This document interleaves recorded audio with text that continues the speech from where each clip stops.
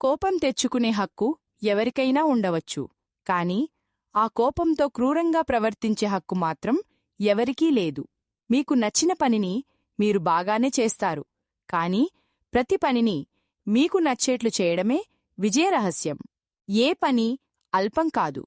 ఇష్టమైన పని లభిస్తే పరమమూర్ఖుడు కూడా చేయగలడు. అన్ని పనులు తనికిష్టంగా మలుచుకునేవాడే తెలివైనవాడు. మానవునికి అహంకారం తగదు.